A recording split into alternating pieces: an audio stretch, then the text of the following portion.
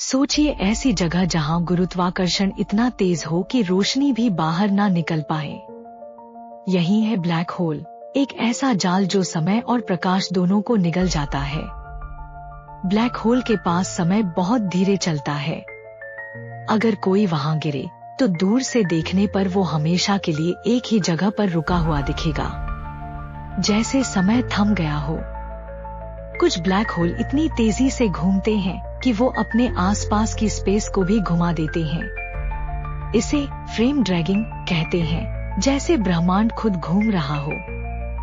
और ये सुनिए, कुछ वैज्ञानिक मानते हैं कि ब्लैक होल अंत नहीं बल्कि एक रास्ता हो सकते हैं जो हमें किसी और ब्रह्मांड तक ले जाएं, एक वर्महोल की तरह।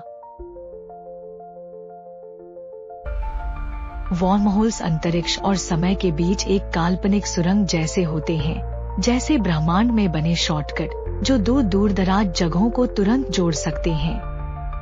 आइंस्टीन के सिद्धांत के अनुसार वर्महोल संभव हैं, लेकिन ये बेहद अस्थिर होंगे और बिना किसी विशेष पदार्थ के तुरंत ढह सकते हैं।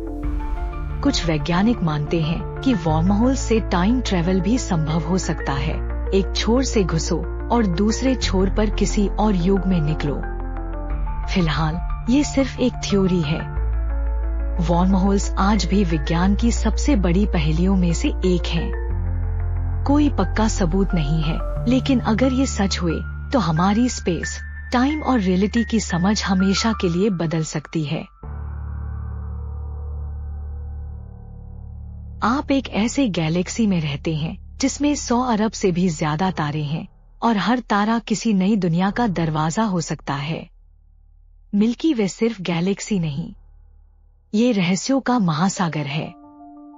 मिल्की वे एक अदृश्य गति से ब्रह्मांड में दौड़ रही है, 600 किलोमीटर प्रति सेकंड।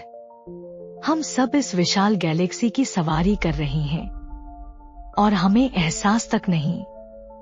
गैलेक्सी के दिल में छिपा है एक राक्षस, सैजिटेरियस ए, एक सुपरमैसिव ब्लैक होल जो लाखों सूरजों से भारी है। यह ब्रह्मांड का सबसे खतरनाक रहस्य हो सकता है।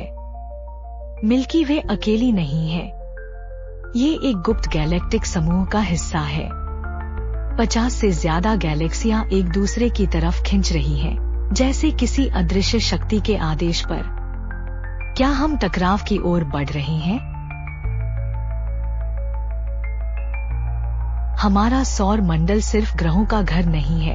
यहाँ 200 से ज्यादा चंद्रमा, लाखों एस्टेरॉयड और अनगिनत धूमकेतु छिपे हैं। ये एक चलती फिरती कॉस्मिक मशीन है।